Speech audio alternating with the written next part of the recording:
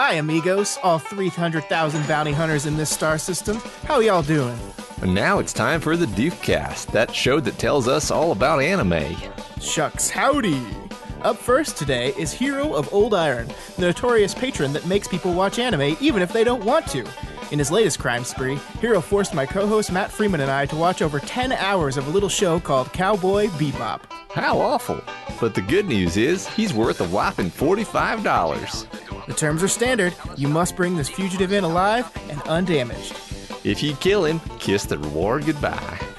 This is the biggest reward this season, so go out and get 'em, buckaroos. This week on the Doofcast, it is another one of our patron-produced episodes. Folks who pledge to us at the Supreme Leader Doof level or above on Patreon, that's patreon.com/doofmedia, get to select a TV series, book, or video game for us to do a show on. This week, patron Hero of Old Iron asked us to take a look at the 1998 anime Cowboy Bebop. We'll be discussing all 26 episodes of the anime, so spoilers for that to follow. Yeah, then we'll be circling back around to last month's Council of Doof vote on Castlevania Season 1 to discuss the results and your feedback. And finally, I've had over a week to sit and think about my feelings, which I had many. I had many feelings about Final Fantasy VII Remake, so I'm here to talk about them. But first, Matt, we got to talk about Cowboy Bebop. So would you like to introduce our very special guest, Matt? Yeah, well, as some of you out there might know, Scott and I don't like anime very much. Yup. And yet people keep making us watch it. So we thought we'd bring on a special guest that actually likes anime and hopefully also likes Cowboy Bebop. So everyone, please welcome Matias, co-host of the Do the Right Thing, to the Doofcast. Hey, guys. Hey, Matias. Welcome. You like this anime, right? Did we ask that I before? actually did. Although it's interesting, I'm not like a super rabid anime fan. There's definitely plenty that I don't, but I actually liked Code Geass, so okay, that's where that is. I watched it as a kid, but you know that still qualifies you. Wow, is it too late to get him off the show? Is it too late for that? Yes, it is. Okay. Someone's got to defend anime. So here's a serious question though. Mm-hmm. Do they though?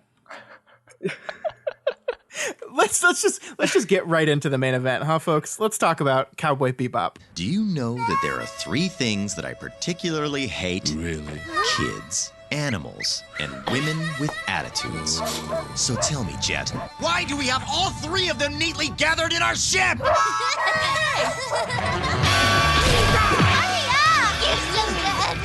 I'm the black dog. When I bite, I don't let go. You know what they say, cowboy. Easy come, easy go. Look at my eyes, Faye. I'm just watching a bad dream I never wake up from.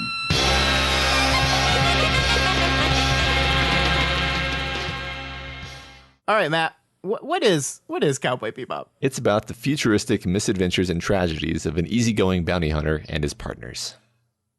Yeah, okay. Yeah, I like that. vague. It is vague, but so is Cowboy Bebop, huh? Yeah, I was. I would agree with that. It's just kind of a big bunch of tropes, and I like it. That's the thing is, it's having a lot of fun. It's having a lot of fun playing with these tropes.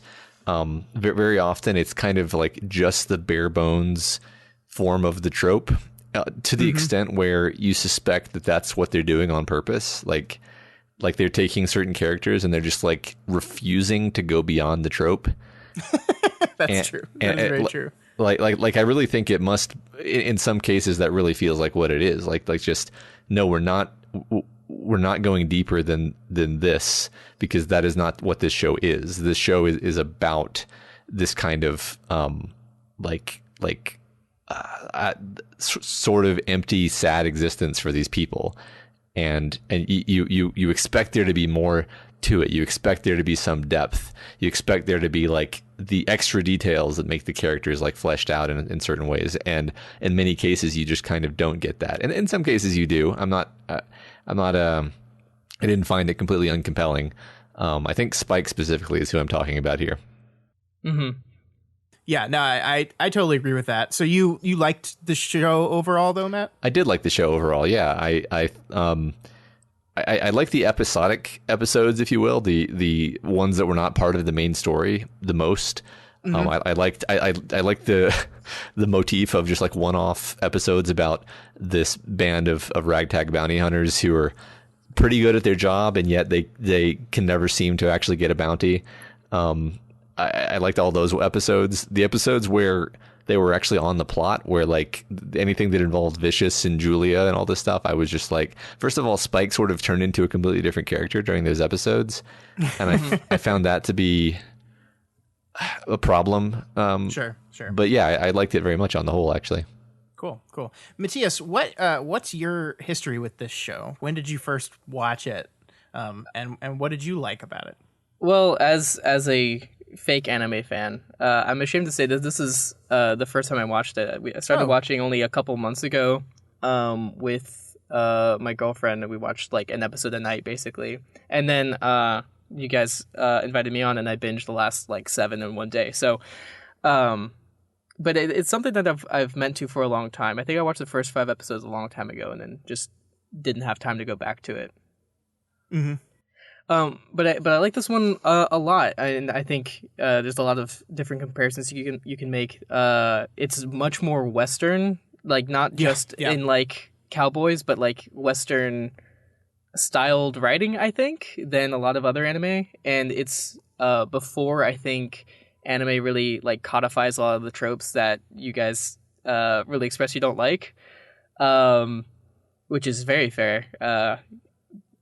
So I think that's some of the redeeming qualities. I think Cowboy Bebop is one of those shows that like is kind of always timeless, but also maybe like loses some of the punch that it might have had at the time.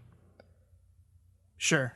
Yeah, I think I could see that. Yeah, that makes a lot of sense to me, and I agree for what it's worth. Like there are some things about it that strike me as being anime in a way that bothers me.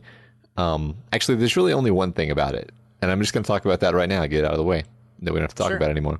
It's the just like the facial expressions. Like there's so many moments in this show where I was like, okay, the way to do this scene right here would be some shocking thing about this character's past has been revealed, and like we have the woman who lost her memory and she's desperately searching for a place to belong, and she's just found something critical that will give her a path on a place to belong, or maybe she's just learned that in fact the place that she had to belong was destroyed and she'll never have a place to belong. Either of these things, fantastic opportunity to show some kind of emotional reaction, any kind of emotional reaction at all. Just give me something to convince me this character is a human. And like at most you see like they do the thing where the iris shakes slightly to indicate that their eyes are tearing up. And it's like this just happens constantly. Every time there's an opportunity to show a genuine emotion, the show doesn't do that. And it made it very difficult for me to kind of feel anything. That was my number one complaint about the whole show, actually. Yeah, I think when I think about a lot of anime generally, I think it usually leaves me very emotionally cold. Like it's very difficult for me to get emotionally invested in a lot of these characters. And I think you hit the nail on the head for one of the reasons that is. I just think a lot of this style of animation like leaves, for me, a lot to be desired as far as feeling the character's emotion. And there are ways that I think the show does very well at that too. Like I think, you're talking about Faye and her past and how you wanted to see that emotion on her face, and I totally agree with you. But one of my favorite moments of the show is when she gets to her old childhood home and finds it completely destroyed, and she just draws a little square that was her bed in the dirt of the ruins of her house, and we see this wide shot of her laying down there, and I thought that was beautiful and emotionally impactful in a way that like none of the close-ups were at all in the show. But that was really powerful. I loved that part. I think so. That ending of that episode made me cry. But I think it was actually Ed leaving, which happens basically concurrently with that. So you have this really like a lot of complex emotions in Faye's like loss, and then you have Ed leaving, which is this kind of simple like they decided to go back to their father.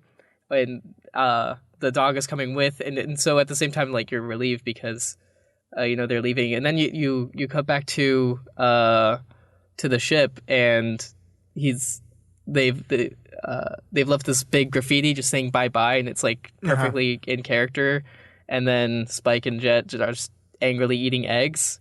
It was like so I absolutely agree that it definitely would have benefited from having real faces, and it's stuff like the ending of that episode that like kind of shines in spite of that, through body language and through just like the whole like the momentum of all the storytelling that's gone up to those moments. Yeah, and I don't know, like I don't feel this way about. First of all, I don't feel this way about all anime, and I don't feel this way about animation in general. Like I other kinds of animation, I have no trouble, but I think it's just parts of a certain type of anime style in which the faces are just kind of blank a lot of the times. And right. like I've talked a lot about how static anime is at times, and that's one of the main things I don't like about it. And I think that's kind of, as I've learned more about myself and what I like and what I dislike and why I dislike it, that stillness in close-ups, which so much of anime uses these really intensive like close-ups right on faces, but they're just faces that don't convey very much at all. And the parts of anime that I hate most is when they try to make up for that by like the over exaggerated emotions, and like when they try to do the anime faces, what I'm talking about, sure. like when they're the things that appear on the top of the person's head to represent something, I don't know, that's like compensating for the fact that the face by itself is not emoting very much. They're over exaggerating it, kind of like theater. And it just bugs me. But I will say overall, like this show did not feel very anime to me. Right. Which I think matches what you were saying, Matias. Like I really like, first of all, I love the episodic nature of it. Like when I had no idea when this came out. And so when it booted up and it said copyright 1998, I was like, oh man, could we be getting some old school, like truly episodic television that really doesn't exist anymore? And yeah, it was like fully episodic TV, and I miss that so much that I'm automatically on board for something that's episodic in this way. And the tropes and the caricatures, with the exception of Edward, were not things that typically bother me. I didn't see them a lot here. There were still things in this that I didn't particularly like, and I'm sure we'll get into that. But I agree with both of you that overall I found this a very enjoyable experience. It's very much like kind of like just I don't want to say a tone poem, because it's not a poem, but like this show is just exploring tone. I mean, like the backbeat of this entire series is jazz, right? And so this is just a show that's really just kind of like messing around with different concepts and ideas, and it's just kind of zigging and zagging and going all over the place and just going where it feels like it wants to within this concept of this like space cowboy noir thing. And like the fact that it's willing to just like experiment and just do, okay, we're gonna do this, and now the next episode we're gonna zag all the way somewhere else and do this, I thought was delightful. And yeah, I mean, I don't care about like the plot at all. Like the final two episodes, I mean, there was some very beautiful imagery in there, but I was just like, okay, because this is not what I come to the show for. I don't care about the resolution of the Julia arc. I just didn't. But I enjoyed looking at the show. Right. Yeah, go ahead, Matias. Just the zigzagging. It's Bebop, right? Like sure, that's the exactly, improvisation aspect there. Yeah. I can't wait to watch Cowboy Rocksteady. It's gonna be really exciting. Oh, let's make that, Scott. But yeah, no, I mean, I agree. Like, just I think having these kind of the main cast of Faye, Jet, Spike, and Edward. If it just, I think if it had more time, and I mean, if we're gonna compare it to improvisation, like I don't know how this was written, but to me it feels like with both Ed and the dog, it was like, here's a great idea, let's introduce this, and then it just like didn't really come up later on. Because Ein, the dog, is supposed to be a genius dog, right? But Yeah. they're just a dog. So Yeah. Yeah. I feel like if it had, more seasons or something like that, or just like maybe was written in a different manner, then those aspects would have been drawn out more. Yeah. I mean, if I'm being as charitable as possible to continue the music analogy, it's like with Jet, Faye, and Spike, we have a bunch of sopranos, and they wanted to bring in like an alto in Edwards, or the opposite. I don't know music, whichever one's higher. Sure. They wanted a wild soloist. Yeah. Yeah. So I agree that like that idea, like when you're trying to make music, like bring a completely different element into your show that will kind of change the tone and change the rhythm, is an interesting and cool idea. I just don't think it worked. This is the one kind of anime-y trope in the character Edward of like it's every anime's got to have the child, and they just always kind of rub me the wrong way. And I think it's really interesting because I was thinking about this because we all read a book called Ward, and there's a character in that book that if she was on the screen, I think she would play that way a lot. But for some reason, when it's just words, I can tolerate it. Mm-hmm. But when I have to listen and hear it and see it, it just bugs me. It just like Edward just kind of bugged me the entire time. And that's why like when Edward left, like I can look at it objectively and be like, I think this is a well-crafted emotional goodbye scene. But I was just kind of like, oh, good. I didn't ever actually understand why Edward was like actually with them on the ship. Like, Right.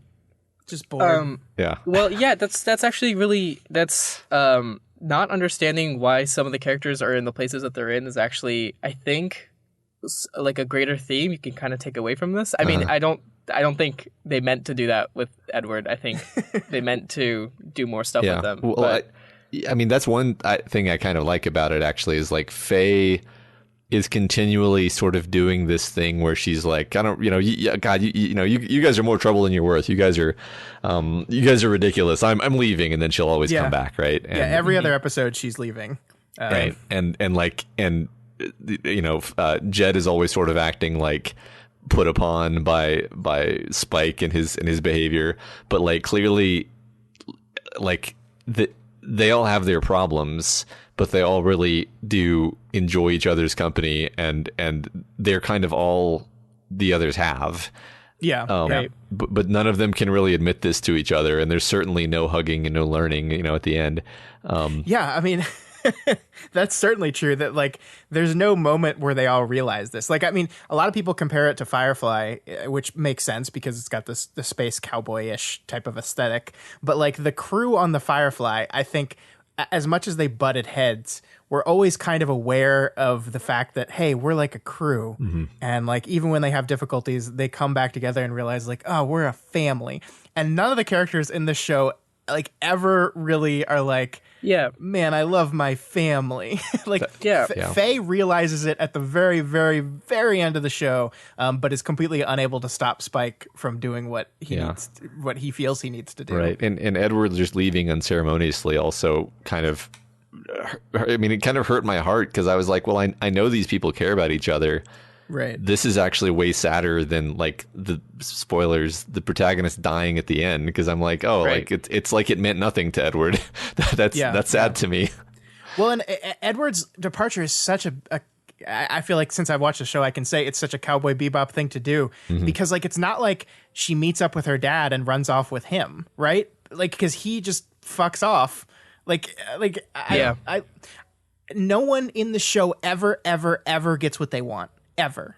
Like, if you want something in the show's going to take it away from you. Like, that's just what's going to happen. And that's, I mean, it certainly fits the noir genre like to a T. But I mean, like, that is something that is established in the very first episode. I actually really enjoyed the very first episode because you have this like this couple that's trying to run away, and you don't even understand at the time why Spike is kind of so enamored by this couple that's trying to escape and run away. And you learn throughout the show why he would like be so interested in that.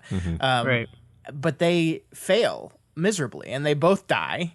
Everybody dies, and Spike doesn't even get his bounty. Like nothing good happens at the end of that episode, and that is the show. Like, that is just what happens again and again. Like we dive into these people's past, and it's never like there's no revelation there other than everything's worse. Yeah, the feng shui guy wants to see his father one last time, or wants to see his daughter one last time, and she sees him and then he dies. And that's it. Oh, okay, good. Yeah.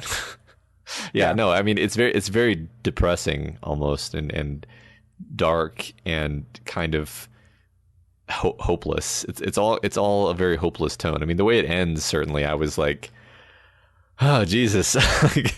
Yeah, I kind of wanted, it's funny because the the single line summary that I just read a minute ago, the misadventures and tragedies of an easygoing bounty hunter and his partners, like describing Spike as easygoing is so interesting because he is easygoing a lot of the time, but it's like a sort of existentialist easygoing where it's like he's easygoing because he accepts that he could die at any moment and wouldn't mind if he did, which is, it's kind of a different thing from actually being genuinely easygoing.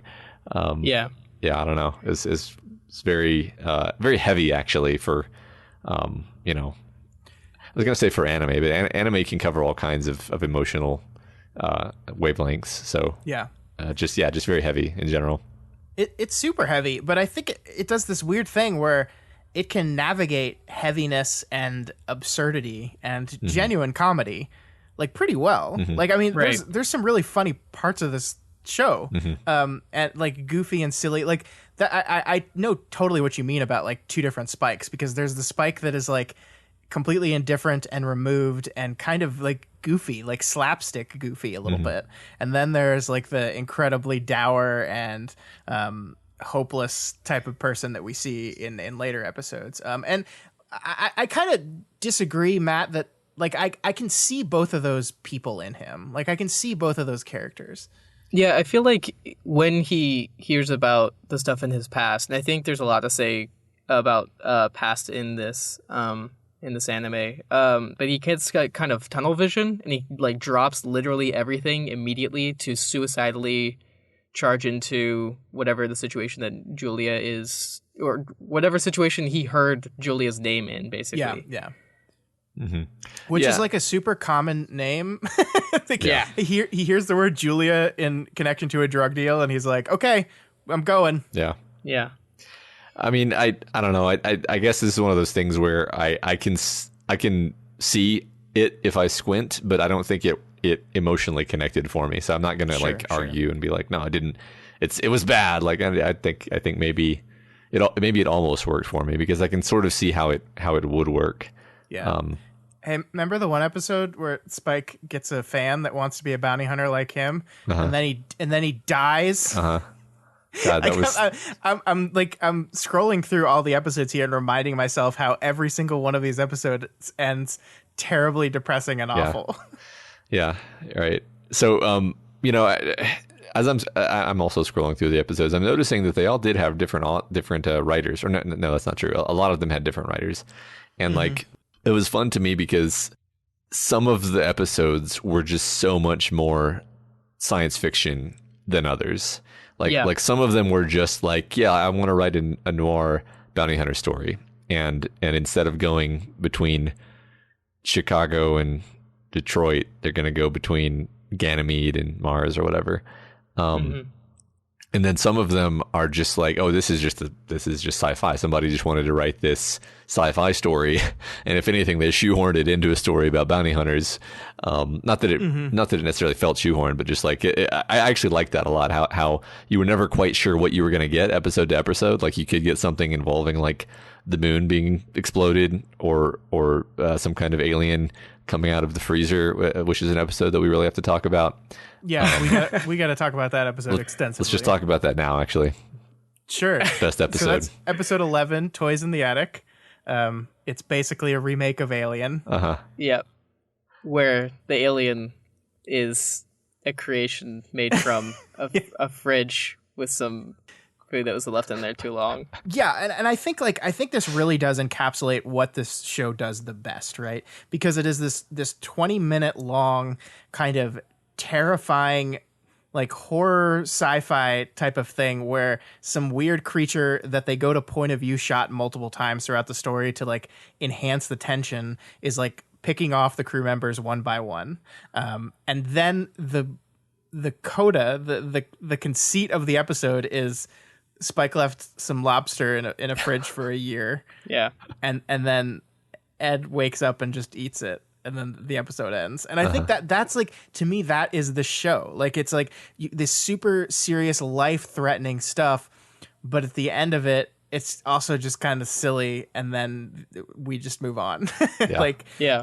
I feel like the show, this episode navigates the tonal shifts in the show in just like the same, like, it's a microcosm of the show as a whole, because it's just like weird tonal shift, like characters behaving super dour and depressing, and then dying or possibly dying. You're not even sure at the time. And then, oh, it's a funny food joke. Yeah. No, I agree. I mean, I think at a certain point in the episode, like halfway through or something, I was like, oh, this is funny. This isn't a serious episode. And then it like changed how I was watching it, but it didn't necessarily telegraph that perfectly from the beginning. I was fine with that. Like just the final shot where he's opening the fridge and it's just in incredibly slow motion, I will be honest, my favorite. That was like that shot of like the glittering like bits of just this whole ecosystem that grew up in the fridge was like, I don't know what the effect was, but it had an effect. So, yeah, I mean, it's like literally the most relatable thing ever, which is I left something in the fridge too long, and it like, if you leave something in the fridge too long, it's going to start growing something. And then they did that and said, yes, but alien space, right?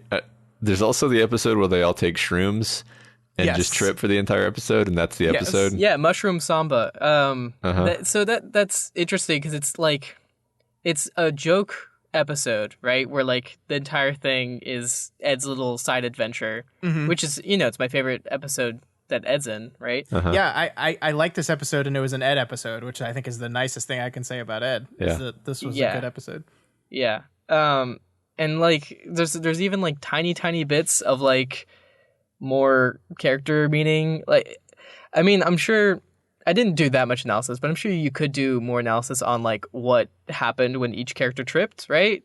Sure. Faye finds herself underwater. I don't know what that one means, but with Spike, he's like endlessly climbing the stairs, and it actually like feels pretty dramatic even after like it's revealed that he's just stepping in place. But what was interesting is that the frog that he encounters says that it's the stairway to heaven, right? Yeah. And he just decides to keep climbing. For some reason, I remember there being more lines than there were when I went back and listened. But at the end, when he's facing Vicious, it's like he's at the bottom and Vicious is at the top of these stairs. And I was like, is that an intentional draw? I don't know, but like, probably. You could. I think it is. I think the show's smart enough that that's an intentional pull. And I mean, like Spike wants to die. Spike wants to die, and he's not going to kill himself. That's not the type of person he is. But he's going to do everything in his power to get himself killed. That is the whole show. And so, yeah, it makes sense to me that his trip is him, just his eternal attempt to get to heaven. But he's never going to get there. And I think it is pretty powerful that he doesn't die at the end of the show at the top of the stairs. He walks down and then falls down like in the middle of the staircase. And so like he's not at the top. He doesn't accomplish anything. He just he dies on the stairs walking the opposite direction. Man, it's just depressing. Yeah, right. I was actually reading into like the way they kill each other is they basically both give each other back their own weapons and then kill, and it's like that's something you only do if you want the other person to kill you. Because they're holding each other's weapons, and instead of just using them, and because I mean there is something pretty symbolic to the idea of like, oh, your own weapon is used against you, but no, they trade back first. Make it fair. Right. Yeah. I did like that. I mean, to analyze Jet's trip, like he's just like talking to his bonsai, which I thought was perfect. It was like which does give him joy, right? So that is this character, absolutely. Jet is such an interesting character. I mean, he's like the classic noir trope of like the trope of the like grizzled, exhausted detective who's just like he just doesn't trust the system anymore. So he doesn't want to be a ISSP, I think is the name of the intersolar system police. Yeah. He just doesn't believe in the system anymore. So he like goes to bounty hunting and like, but he's, I don't know, like there's a lot going on with him and we get a few episodes where we kind of zoom in on him a little bit. But I liked him. I liked him a lot. Oh yeah. He's like the most sympathetic character to me, at least. Mm-hmm. Yeah. I'd agree. He feels the most human of them all. Yeah. I mean, yeah, like Scott just said, he's the ex-cop, private eye, you know, whereas Jet is, the ex-Yakuza killer. Spike. Yeah. What did I say? You said Jet. Yeah, I meant Spike. Yeah, man, their names. Yeah, and then of course Faye is like, I mean, it's a fun idea to have an amnesiac character for sure. It's not something that I have any ability to directly relate to. Well, it's interesting to me because like you would like there's a lot of things you could do with this concept of character that was born in the 90s got frozen and now finds herself in a whole new world. And they didn't really do that much with it. It's like the show is not interested in that portion of her.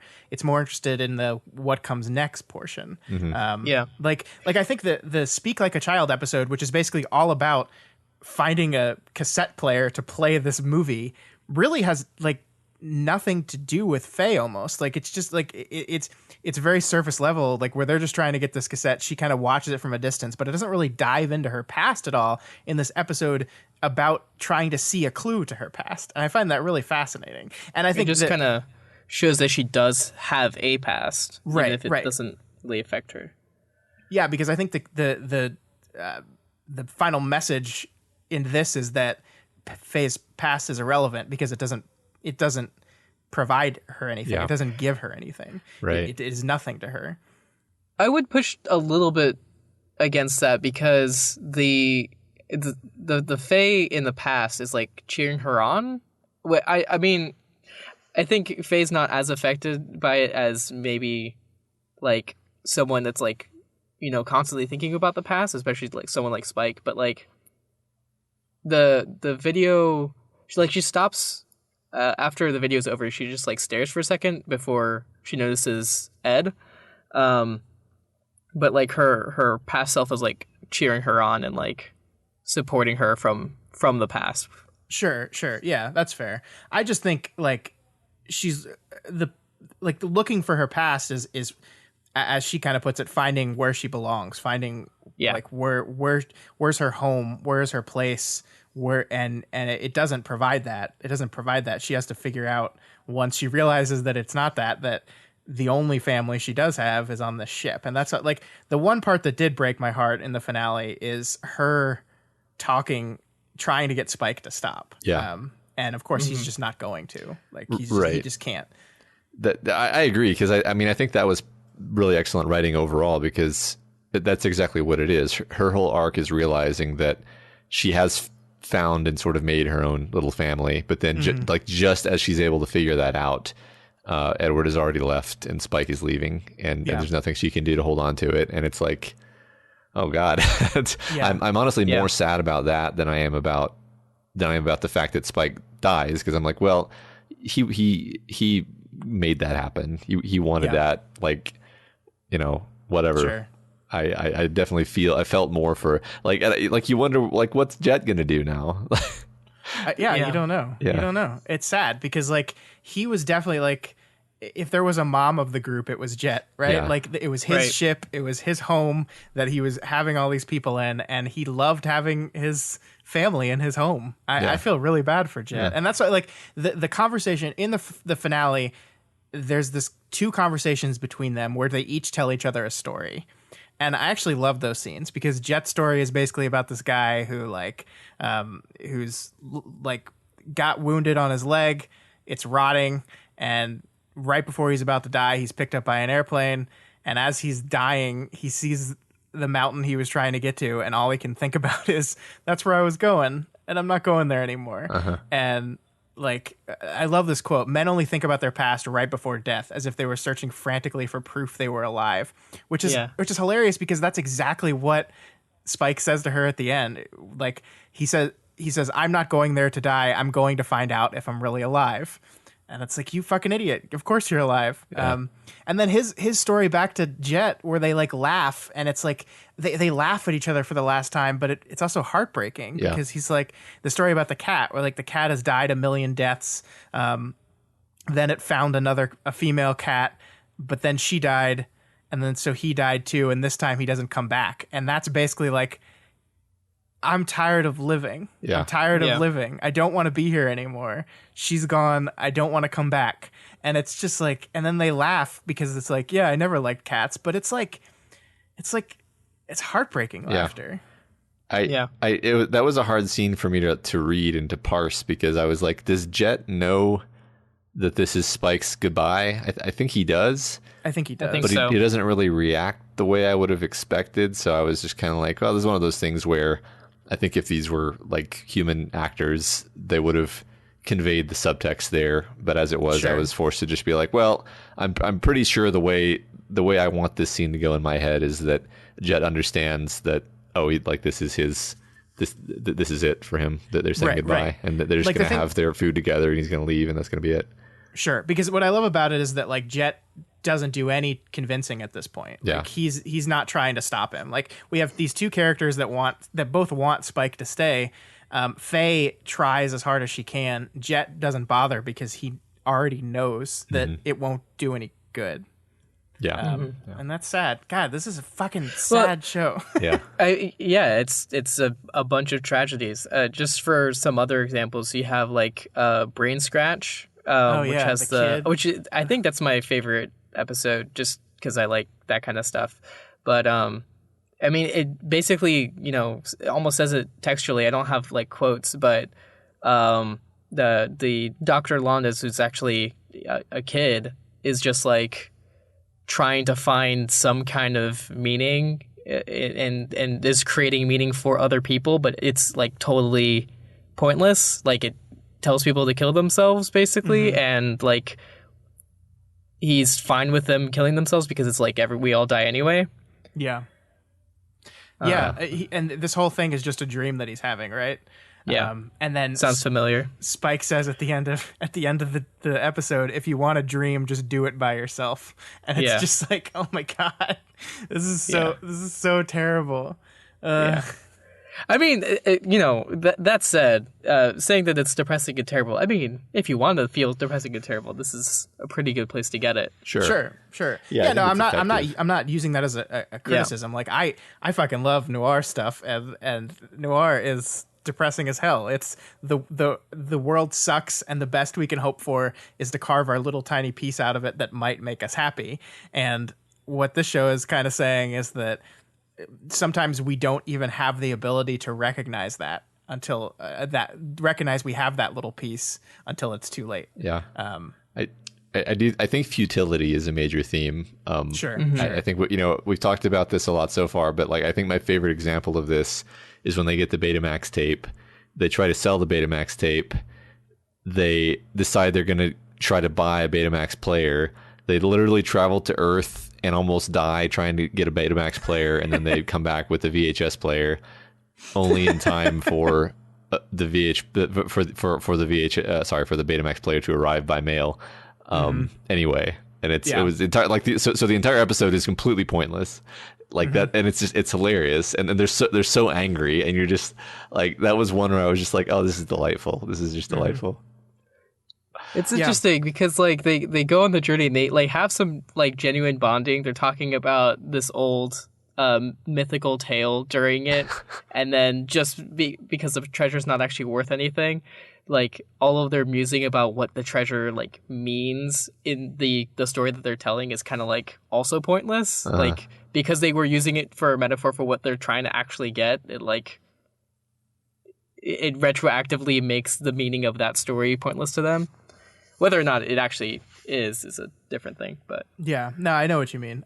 Yeah, that's it's it's great. Like that's the thing is like I can sit here and like talk about it and say, oh my god, this is horrible. Yeah, the futility of everything. It's depressing and horrible, but also like I it's as delightful the way in which it tells that message. Continuously delightful. And I mean, one of the other things I notice is like betrayal is like a big part. Like every single one of these characters is betrayed by someone. Faye is betrayed by the man that said he loved her. Spike, of course, has a pretty big betrayal. But I think Jet is also betrayed by his partner, right? Right. Like in the ISSP, his partner betrayed him. So like all these people, like Matias, you were talking about how important the past is to a lot of this story, and it is, and yet it is not just the past, it is the betrayals of the past, and how like so it is like it's one thing to say that this is a show about like our past and the choices we've made, which I think some of it is, but a lot of this is just like the shit that happened to us in the past that was completely out of our control. Like Faye like didn't do anything. Like Faye's past is all the shit happening to her that was totally out of her control. Like she is in an accident, she gets frozen, she gets woken up, and they're like, hey, you owe us all this money. Like the one nice person comes to her and says, I'll help you, just come with me. They fall in love, and then he's just fucking using her too, and it's just like, oh my god, like it's just this is no choice you could have made better to end up in a better place here. Like this was just you were fucked, and can you get over that or not is the big question. Are you able to move on from that, from something that was completely out of your control or not? Yeah, I'd like to talk about the setting for a second. So, this world that's set up is like also very vague and like unstable. Where like if we're talking about past traumas that we had no control over, there's like some horrific event that happened that like destroyed Earth. And it's like mentioned, but no one ever talks about it either. Yeah. Like the moon blew up, right? Right. Like the moon blew up and is constantly crashing into the Earth and making it mostly uninhabitable. Right. And everyone is just literally picking up the pieces. Like Ed's father was like really, I don't know. I mean, Ed's father is going around mapping the meteorite crash sites, right? Yeah. Which happened more than like once a day, it seems like. Yeah. And it's literally like it's a Sisyphean task where like it's not going to end by the time they're dead. By like, you know, if another meteorite lands next to theirs, it's already out of date.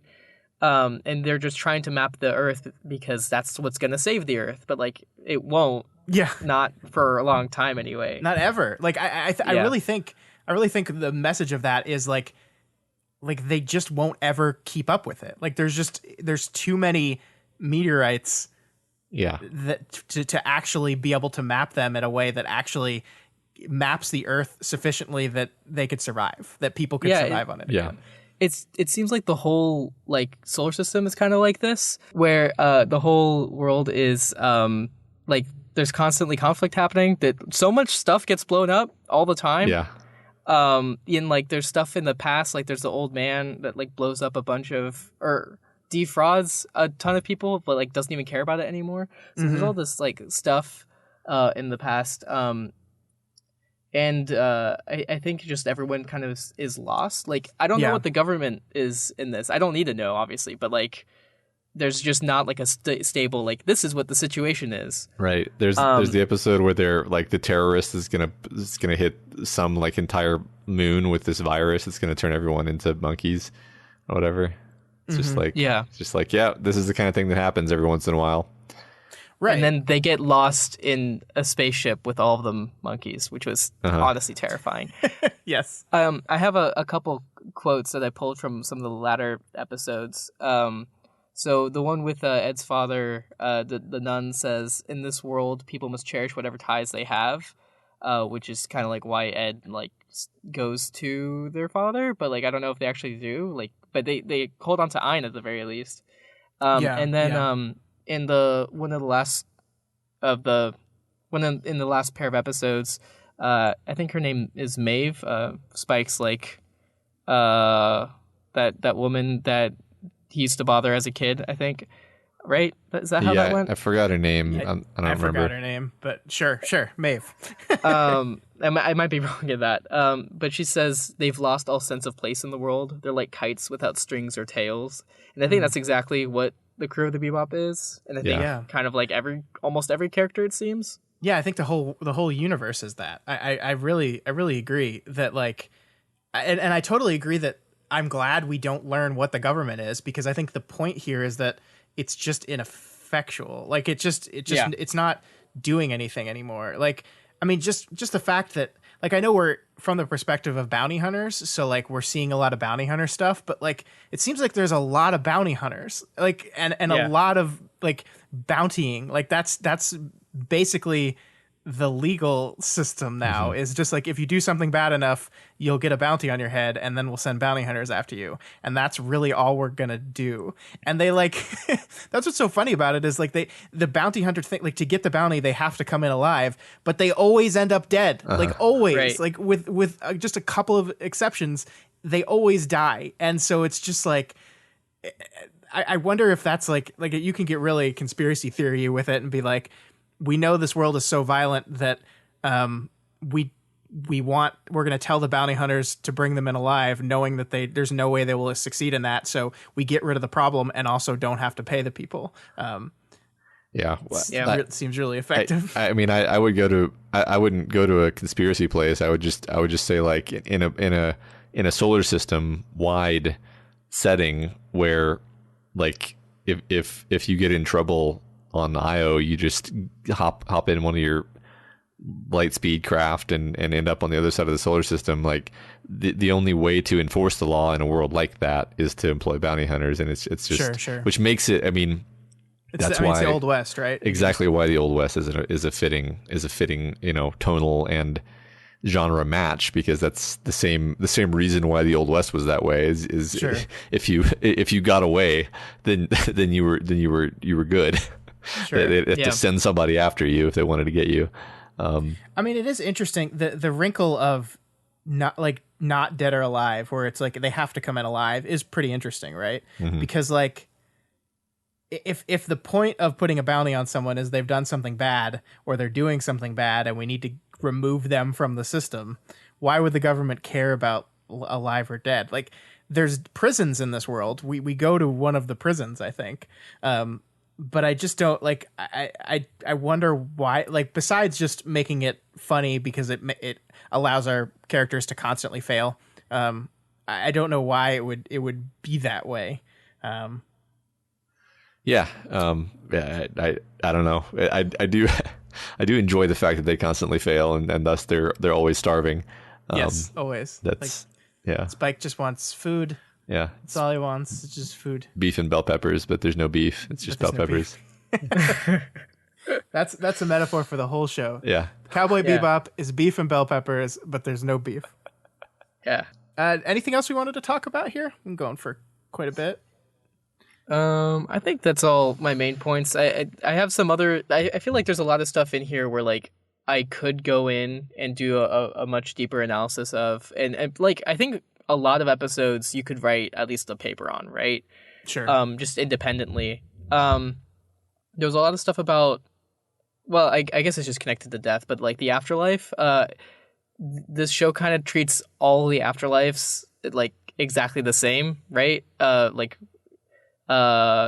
Scratch has the Dr. Oh God, I keep forgetting his name. Dr. Londas talking about how some people believe that they're reincarnated and stuff, and then there's a bunch of lines later on that talk about like someone being an angel from hell or a devil from heaven, and I think there's just like a kind of like a reverence to these notions of the afterlife. Like this show is kind of like rejecting that idea, and it says, at least in this world, we're only paying attention to like death as like oblivion. So just another that's interesting reinforcement of that. I think that's interesting. Like the nun on Earth is also irreligious. She's like says basically like God, we're here, so like do your thing, and then like amen. Yeah, he knows we're here. Whatever. Yeah. It's great. Yeah, that was wonderful. She's like in a full habit, like but gives like the most indifferent prayer ever. Yeah. No, I like that. That's definitely a motif throughout the show. I guess I just wanted to remark on, the music. The we gotta talk about. Of course. Oh my god! Just the intro music is great. It's one of the few times where I've just enjoyed the intro music to anything ever. The whole intro sequence was great. Matt and I both watched this on Hulu, and Hulu is like one of the only streaming services that hasn't added a skip intro feature. It just doesn't exist, and I didn't mind this time. Yeah, this is like the first time I haven't minded. I didn't love the ending music, but that's fine. Whatever. That was just very anime music to me. So for me, when it worked, and then there was some episodes where I was like, I don't want to listen to this right now. Yeah, I think the ending music is the same one that plays when Spike is charging into the Red Dragon building, right? Yeah, it kind of worked for me then. So. Actually, I liked it then. Yeah, I liked it then. I also we haven't talked about how his eye was removed. And then at the end of the show, it's his right eye was the one that was damaged. And at the end of the show, he's got a cut above his left eye to where blood's going down it. So he's like it's almost as if like the future eye can't see any, because he says the right eye can only see the past and his left eye is looking forward. And then that's the one that gets blinded at the end because it's covered in blood. And it's like he can only see the past, and that's why he dies. It's great symbolism. I like there. that. I wasn't paying attention to that. That's fantastic. Yeah, thanks for pointing that out. Actually, yeah, the jazz that would play during like a lot of the action scenes worked really well for me too. Yeah, it's great. I love it. Just overall the music. Yeah, I mean, music. We did talk about the setting, but I wanted to specifically talk about just like the art, just the spaceship battles and everything. I thought they were always like fresh, and they were usually trying to do something kind of new with them, and like.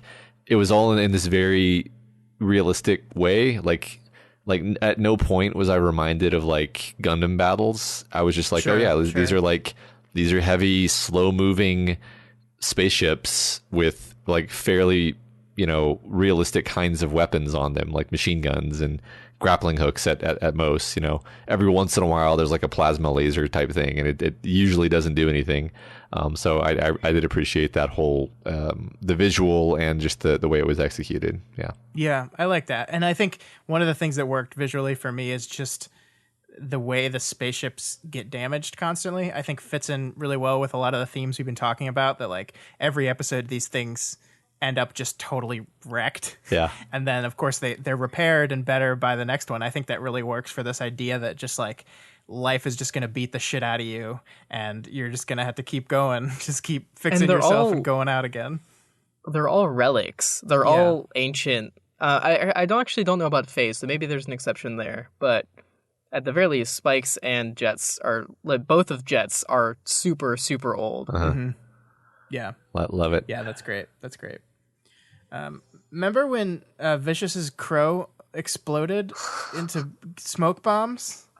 Like the one friend the villain had was his pet bird. Yeah, and then he blows it up. Yeah, it's just a distraction. Escape. Yeah, Jesus. I mean, like how perfect is that for how much this person actually cares about the people and things that it surrounds himself with? Like, Jesus, God. Yeah. Were Vicious and Spike supposed to be like brothers, or were they just partners? I don't know if they're like. I mean, I think they were just because they look really similar to me, but I don't know. It could just be anime. A lot of the characters look very similar. Well, they're supposed to be like reflections of each other, right? So makes sense. I mean, the cowboy bounty hunter literally just was Spike's face with blonde hair. Yes, but yeah. And speaking of futility, there's a whole episode where they're competing with each other, and at the end, the other guy just abandons it because he doesn't give a shit. He's just like, "All right, I'm a samurai. All right, I'm done now. I'll just go be a samurai." And it's perfect. Which is just, it's great. It's just like, neither of these things are real. Yeah. The samurai thing is even more fake, but like not the cowboy thing was also a ruse. There's no cowboys on this planet. If there are, they're not like that, right? He's just like walking into buildings with a horse like it's True Lies or something. It's just absurd. Yeah, I mean, and like that's the thing is like he doesn't learn anything. Like he thinks he learned something, but he just runs off and chases the next thing. Right. Because that's what the show is. Ugh. Yeah, I love it. I mean, the ending of that was hilarious because he's like, I guess he realized he couldn't hang with me. And it's like, no, you idiot. No. Yeah. Nobody learns nothing. Yeah. Spike, you learned nothing. Yeah. Cool. All right. I think that's it, right? Yeah, I'm good. I guess let's talk about the fact that it's apparently like not certain that Spike is dead at the end of the show, which Yeah, he's dead. People want to believe. People want to believe. I want to believe that certain characters are still alive so I can understand. Sure. But he's definitely like I think all three of us are on the same page that he's totally dead, right? Yeah. Yeah. He's like okay, let's consider what is the like thematic benefit to Spike being alive, right? Like what would be the point? Like what's he gonna do now? Right? Like, okay, yeah, let's say he just passed out there. Now what? Take over the syndicate? I mean, Does he, no, like, that's the thing. no. That's the thing is like that's your first thought, but of course he wouldn't do that. He has no interest in that. Does he go back on the ship with Jet? Like, didn't they just have a whole thing where he talked about how he was tired of being alive? Yeah. Like no, I don't think so. Well, I mean, just to make the metaphor immediately obvious, the female cat died, Julia died, and now he's died his final death. Yeah. He's not coming back from that one. Like that's like we haven't talked about the fact that like Spike takes a beating throughout this show. Like he gets shot. Oh, yeah. Like there's 26 episodes. I think he's probably shot like 20 times. And he's always hurt. Like he's wrapped in bandages so many times. He's almost died more times than he should. And I think that's exactly the cat. It's like he keeps getting into these scrapes and coming out the other side. And yet like this is the final one that he's not going to survive. Like it just doesn't work for me at all if he's still alive. I just don't get it. And also like at the very end of the credits, the star goes out. It's his star. It's gone now. Right. He's gone. Yeah. Spike's dead. He's dead. Spike's dead. 100%. Confirmed. I guess the last thing I want to say, just visual wise, I loved back to the very first episode, Asteroid Blues, that the pregnant woman wasn't really pregnant and that it was just a big pile of drugs pretending to be a pregnant belly. I mean, how perfect for the themes of the show is that like this thing that is new life, hope for the future is actually just destructive. It's just a ruse for a destructive drug that turns you violent. Like I love it. Yeah. No. Yeah. That was great. That's such a quintessentially noir beat. Right, I don't know if I've ever seen anything like that anywhere else. But it is. I was like, that's great. I love that. Yeah. I mean, just visually, the vials all being like a crimson blood red. Yeah, was as they like spill out of her, and then in space as well. That was a beautiful shot as they spill out into space. Yeah, gosh, that was a great first episode. We talked last week, Matt, about pilots. That was a great pilot, I think. That really did the work to establish what the show is. I agree. Yeah, I loved it. For some reason, I do not take any responsibility for this.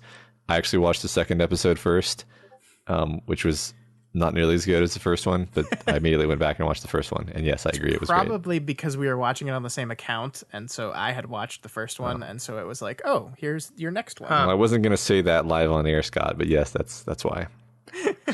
So it's all my fault. Because that's illegal. No, it's not. We should also say, just for clarity, we didn't watch the movie, which I didn't know there was a movie until someone on Discord mentioned it like yesterday. So, and we didn't watch Mishmash Blues either, which is I think after it was canceled, basically like hey, there'll be more Cowboy Bebop one day, and then there wasn't, which is kind of too bad. But yeah. I mean, kind of too bad, yes, but also like, I think this is the way. Like, this is the end of the show, right? Like, I just like, and I get that the movie takes place like between episodes, so not after the end. Like I get that, but like this just feels like this is the end of the show. This is the end of these characters. Yeah. Like I don't want to see more. I don't want to actually see what Jet and Faye do next. Like I just don't. I think this is where it should have ended, and I found it satisfying. I agree. I if anything, I was like, oh, good. They planned out their one season and they executed it, and it was perfect. And then I, if anything, don't want. I mean, yeah, I don't want more with these characters. At least it's a fun universe. It's a fun, but make new things. Make new things. Yeah, yeah. So this is, I think, one of those episodes, guys, where I enjoyed talking about it much more than I enjoyed watching it, which is weird. Like, and I'm not saying I didn't like this show. I liked the show. I think that's not unusual for Cowboy Bebop. Yeah, yeah. It's a lot of the episodes probably didn't need to be 25 minutes. I'll say that. Like sure, I see what you mean. Yeah, yeah, I don't know. Some of them were great though. It's I think overall a really good show. Maybe there's a few episodes that you could have skipped. Yeah. Well, I think the thing about episodic shows, and the reason why I love episodic shows, is because if you have a few stinker episodes, like it doesn't taint your view on the series. Yeah. Like Buffy the Vampire Slayer is my favorite show of all time. There's a lot of bad episodes of that show, for sure. But it's episodic, and a lot of the show, when the show is at its best, it is incredible. And those are the ones that stick in your brain when you're thinking about the show. And I think the same is going to happen with this one. When I'm thinking about Cowboy Bebop 5 years from now, the parts of it that I'm thinking about are going to be the very, very best of what it had to offer, which was pretty great. Right. Yeah, I think Cowboy Bebop is one of the shows that really thrives in nostalgia. I mean, it's based on an aesthetic which is perfectly already nostalgicized. So yeah. But if you like this, you might like Shinichiro's Watanabe's other stuff. His other anime series. I mean, I've as I understand it, he's kind of only improved over time as well. So like with Samurai Champloo and Space Dandy, and I think there's like a recent one which my girlfriend watched, but I wasn't sure. Like, it's definitely Samurai Champloo and Space Dandy. I think are like comparable. Like, not tones, not like they're about like a band of characters going place to place, right? Carol and Tuesday, which is the most recent one, is basically like a character drama, like pop, like like American Idol and all those. It's like that, except it's taking place on Mars, and they're like in-depth characters. Like it's a specific cast. It's weird, but it's cool. Sure, why not? I heard it was really good, even though I just didn't understand it when I watched random little 2-minute bits of it. Sure, that sounds interesting. Anyway, the point is, Watanabe is a good anime director. So, he's also did some of the episodes of the Animatrix. So, if you like the Animatrix, some of them were his. Wow. I did when I was a small child, back in 2003. Well, some of it's really damn good. So, but I literally haven't watched it since 2003. So, yeah. Who knows? Who knows? Is that it for Cowboy Bebop? I think it is. That's all I've got. All right. All right, Matt, it is time to announce whether or not Castlevania Season 1 will be entered into the Doof canon. I think if we recall our conversation last week, Matt, you and I did not like it. We didn't like it. No. And we said no. We said no. It may have been the most strong no we've ever given on anything. Yeah, on anything, ever. Matthias, have you watched the show? I have not. Okay, I really good. should have though. I think I will watch it. And I'll watch season 2 and I'll tell you guys what you're missing. Okay, that's fine, and I will continue to miss it. The results of the vote are no. Castlevania is not worthy of the Doof canon. 74 to 26%, 74% of our voters agreed with Matt and I that the show just was not good enough. The feedback that we got was basically around the fact that season 1 is definitely not the show at its best, and that it gets much better in season 2 and especially season 3, which I get. And I think we basically decided after this episode that we're just not going to do anything but movies on the Council of Doof anymore, because like we just can't do this thing where it's like a story that's just not finished. Like it's just, it makes it weird where there are people like, well, what about season 2 and 3? And we're voting for season 2 and 3. I was like, okay, I get that, but that's not what we watched. We watched season 1 and it was just confusing. So we're just not going to do that anymore. Yeah. And I mean, it's a lot to ask to watch whole seasons of TV and in this time frame on top of that. Like, sure. Like there's no way we could have watched this whole show, and so we only watched the first season, and that wasn't enough, and so we and also like then if there's both seasons of TV and movies in the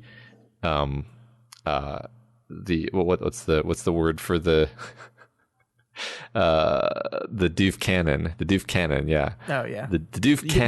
You mean the things we just make up that mean things because we decide they do, the highly important and rigorous touchstone of culture that is the Doof canon. It should all be the same type of thing, right? Yeah, I kind of agree with that. Yeah. Or else it's like the meaning kind of gets lost a little bit. So it seems as if the majority of people agreed with us on that. So sorry, season 1 of Castlevania, you will not be entered, and neither will season 2 because of our new rules. So even if you're great season 2, I'm certainly not going to watch you. Me neither. Sorry. Yeah. I might go for it. Go for it. I try. Like, here's the thing. Like, Matt and I were pretty harsh last week, but like, I don't care if you liked it. Like, I'm not like, I didn't like the show, but I'm not disparaging people that really enjoyed it. Right? Like, that's not what I'm interested in doing. If you like the show, that's great. I wish I liked it. I really do. I wish I loved it. I just didn't. Well, that's what was fun with that conversation is even as we went through the conversation, I found things to like about it. Mm-hmm. But I still overall am just feel zero desire to watch the second season. So yeah, I'm with you on that one. All right, so that is Castlevania. So we will have a new council meeting later next month with a new movie for consideration. So look forward to that. I think we have that scheduled on the 15th of May, I think is when that one's coming out. So we'll see y'all then. Doof. All right, Scott, tell us about Final Fantasy VII Remake.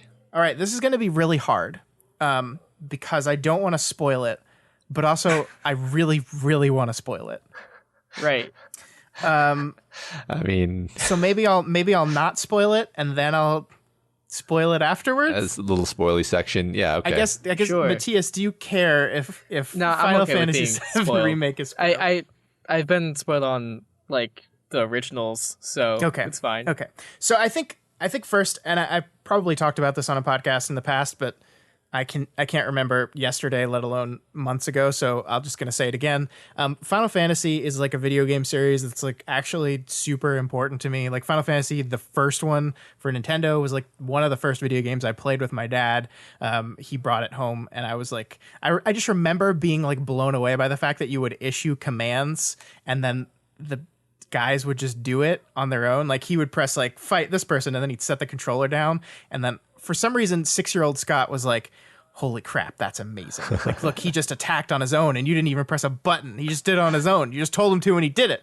That's amazing. Uh-huh. So I've been into the Final Fantasy series since I was a little kid. And it's one of those things where like when everyone hears this, they're like, but Scott, that's anime. And I'm like, yeah, I get it. Like, there's just like, everyone has blinders, right? Like, this is just the thing. This is just the thing that I'm like, yeah, I know. You don't have to apologize, Scott. Anyway, the point is, you're allowed to like anime. The point is, Final Fantasy VII came out, I believe it was in 98. I think it was the same year as this, actually. Maybe it was 97. I think it was 97. It was 97, yes. So I was 12. I was 12 years old when Final Fantasy VII came out. For a long time, I considered it one of my favorite games, if not my favorite game of all time. I really, really loved that game. I didn't have a Super Nintendo, so I missed the ones on the Super Nintendo, so I never played 6 until afterwards. So this was like the first real Final Fantasy after the very first one that I played a lot, and I loved it. So I've been looking forward to this game for a long, long time. And I, like everyone else, just thought that basically what they were going to do is they were going to take Final Fantasy VII and they were going to make it pretty, and they were going to make you spend $60 plus to buy it again. And that is certainly what they have done. But they actually did some really crazy shit with it. Like this is an incredibly subversive, like daring, brilliant story that they've told in this game. Like to the point where I couldn't believe it as I was watching it. And this is where I have to get into spoilers a little bit. Do you mean like brilliant and subversive new story, or like that they changed it compared to the past one? Or yes, both. Okay, so there's a new brilliant story that is like in addition, or like it's different. It's distinct from the original. Is what you're trying to say? Yeah. So is what I'm trying to clarify. Anyway, whatever. Yeah. So this game, the one that just came out, is basically only about the first 2 to 3 hours of the original Final Fantasy VII. In the original Final Fantasy VII, you start in this giant tech city called Midgar, and you spend about 3 hours in there, and then you get out of the city, and that's when the game really opens up and you can start traveling the whole world like a traditional RPG. This game is all Midgar, and you start playing the game, and they've expanded it out. Obviously, they've expanded those 2 hours. It took me 30 something hours to beat the game. So there's a bunch of extra. There's a bunch of extra stuff in here. Like there's a bunch of extra stuff, and they spend more time on characters. But there's this one weird thing that starts happening pretty early on, where there's these like ghosts, like they look like Dementors from Harry Potter basically, and they keep appearing and just like fucking with you, and you have no idea what they are. They weren't in the original game. It's not explaining what's going on here at all, but they keep like doing, like just messing with you, and they're messing with you in a very interesting way, because they're messing with you in a way in which every time the game starts to change a little bit from the story that was being told in the first game, these things show up. Like, for example, and again, I'm getting into spoilers here. If you have not finished Final Fantasy VII Remake and care, don't listen. There is the first thing you do is you go on a bombing mission because you're an eco-terrorist, because Jesus, it was 1997 and that was cool. You're an eco-terrorist trying to save the planet because this evil corporation is sucking the life energy out of the planet to use to power things. So you blow up a power plant. That's the first mission, is you blow up a power plant. And then in the original game, you go on a second mission to blow up a power plant.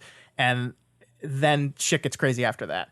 In this game, you actually don't go on the second mission, or at first you don't go on the second mission. And then these weird wispy things show up and they hurt the girl Jessie that's going on the mission instead of you. And then they turn to you and go, okay, well, Cloud has to come now because Jessie's hurt and she can't go on the mission. And so it's it's things like that. And they escalate and escalate over the course of the game, where these things start showing up more, and they're always kind of preventing you from making changes to the game. And it's revealed, again, spoilers, big spoilers, by the end of the game, that these things called whispers are basically destiny/fate. AKA, they're the old game. They're Final Fantasy VII, the game.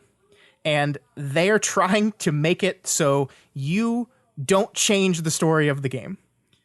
And the end of this game is basically you beating those things and freeing yourself to change everything.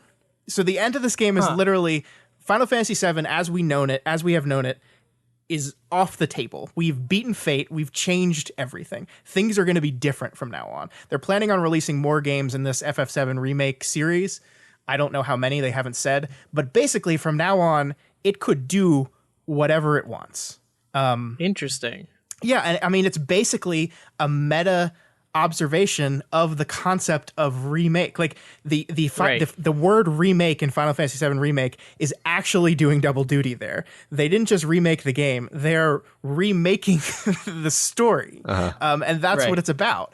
And it's just like, for a company to decide to do this with a game that is like one of their most beloved games, a remake that has been like talked about basically since it was made, that like since the PlayStation 2 came out, people are like, oh, we need a Final Fantasy VII with better graphics, because I think it's one of, if not the most highest selling game in the series, one of the most highest selling games of all time. It's one of the most beloved games of all time. And for a company this big to make a decision to do something like that, I think is incredible. It's incredible. Like I just couldn't believe what was happening. Like, 'cause over the course of the game, you start to kind of put the pieces together where you're like, and I think at one point I'm like, are they doing like a meta thing here? Like, are the Whispers the fans that don't want you to change Final Fantasy because this is the game I wanted? And yeah, yes, that's what they are. That's fascinating. Yeah, this is blast action hero shit. Yeah. I just never thought that this would be what this was. Like, I was ready for just like a pretty looking cash grab that just allows me to relive my childhood, but in nice graphics. And it manages to be that and then be so much more than that. And I think that's remarkable. Like, I am in love with it. I'm in love with the risk that they did. And a lot of people are unhappy. I didn't know this until I like poked my head into fan places and then immediately left because I realized why I don't poke my head into video game fandom. A lot of people are very, very upset about it because they're like, this isn't the game I wanted. You changed your things. And blah, blah, blah. Play the original, you idiots. Right. Exactly. Yeah. Exactly. Yeah. I'm in love with it. I'm sure there's a mod out by now that lets you play in a pretty version. Oh my God. I mean, see that I love this kind of thing. It's funny because I was totally, I kind of went into your live stream where you were playing it and I was being all snarky and like, oh, this is just a cynical cash grab. Mm-hmm. But it really seems like it's clever and artistic. Like, people really put a lot of true creativity into this. They did. And it gets like, look, the end gets nonsensy. Like, you're fighting like the manifestation of destiny, which is a giant like wispy monster that you have to swing your sword at until it dies. Like in the most absurd kind of JRPG tradition. But that's just exactly the same kind of stuff that was in FF7 though. Yeah. You fight. I can't even begin. Like, everything you fight there is nonsense. So yeah. So like, is Eris gonna die still? I don't know. Maybe not. Like anything. Like, they could subvert and do whatever they want with it. There's unlimited potential in this thing from now on. And like the one thing I was really curious about is like, were they going to justify the need to split this thing into multiple games? Like, was this just something so they could sell me Final Fantasy VII Remake 4 times? Or are they actually going to do something interesting to justify the existence of multiple games? And I honestly think they have. Like, I think with what they decided to do here, they've justified like ending this game. Like, this feels like an ending. It doesn't feel like part 1. It feels like this is an end of this one, and then we are going to pick it up from there. But it's going to be a sequel. It's going to be Final Fantasy VII Remake 2. I don't know what they're going to call it. I'm very interested to see what they're going to call the next game in this series. But I could not be more happy with it. I mean, I have minor complaints about some of the combat stuff that I don't love. There's parts in this that gets like super anime, even to the point where my Final Fantasy VII blinders just have to go. Really, guys? Like, a guy like the motorcycle guy, really? Just like knock it off with the motorcycle guy. But despite all that, I loved it. I loved it. It's better than I ever hoped it could be. So, if you've listened and you are mad at me I warned you. If you're spoiled, I warned you. But yes, I hope everyone else out there is enjoying this game as much as I did. Yeah, I mean, I feel like that's the kind of spoilers personally for me. If I were to play it, I would just be like, oh, that just makes me more excited. But yeah. But I'm not going to play it because I don't have time for that. Yeah, I mean, I don't really either. Silly video games. Yeah, who has time for those? Oh, right, I do. I do. Right now, I do. That's for sure. All right, so I think that's it, right? I think we're done. Yeah, that's it. All right. That's all we had for you guys this week. If you have any opinions on Cowboy Bebop, Final Fantasy VII Remake, or Castlevania, I guess, if you're mad at us, let us know. You can reach out to us via email at doofmedia@gmail.com or over on our Twitter account at doofmedia. Yeah, if you're not already subscribed to this podcast, we encourage you to do so and ensure you never miss an episode. You can find us on iTunes, Stitcher, YouTube, Google Play, and pretty much anywhere else podcasts can be found. And you can find this and all of our shows over at doofmedia.com. Shows like Do the Right Thing, right, Matias? What is Do the Right Thing? It's not a ripoff, despite what people might say. No, nobody's saying that but you. I know that because I know I was one of like 30 people listening at the time. But no offense. No, none taken. Anyway, it's a writing prompt show. So basically, we do writing prompts every week. We read the story that we wrote. Sometimes we're pretty okay. When we have guests on, the guests are fantastic. And then we talk about, how we can improve our writing, and then we give shout outs to listeners who wrote with us. So if you're an aspiring writer or we're considering picking up writing, you could check out our subreddit, which is /r/do the right thing, and you could do the challenge yourself. I will attest that it's what got me into writing, doing it with so-called writers. So it's a pretty good time. And I'm gonna do my little teaser that I'm gonna be starting another podcast soon with Doof Media.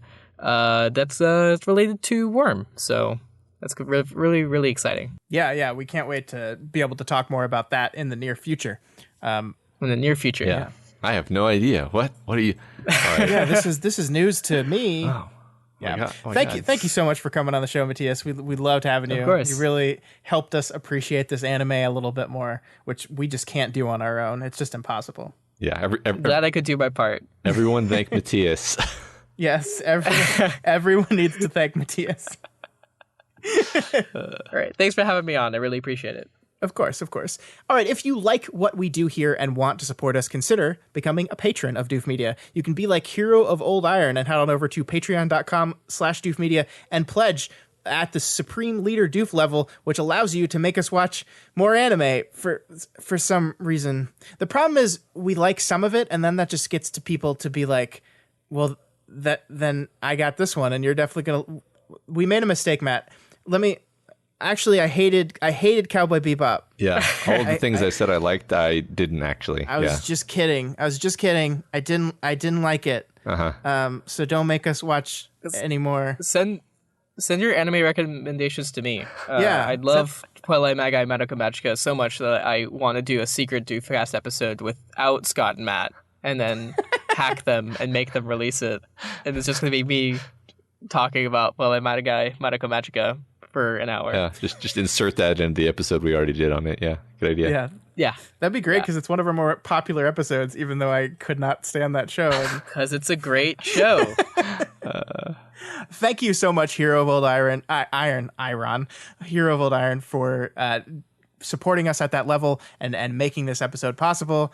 We really did actually seriously enjoy watching the show. So thank you for making us do it. And thanks to all of you out there who have supported us or continue to support us. We really do appreciate it. It's all of our lights, our electricity. Those are the same things. I don't know why I said that twice, but we're fully funded by our patrons. It's what keeps us going. So we really, really appreciate that.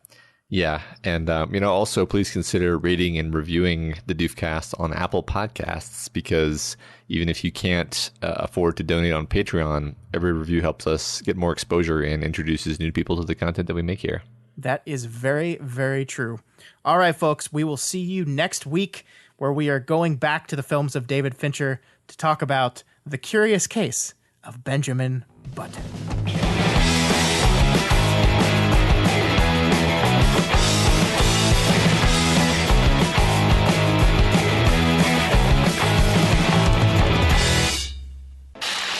My name is Doof, and you'll do what I say. My name is Doof, and you'll do what I say.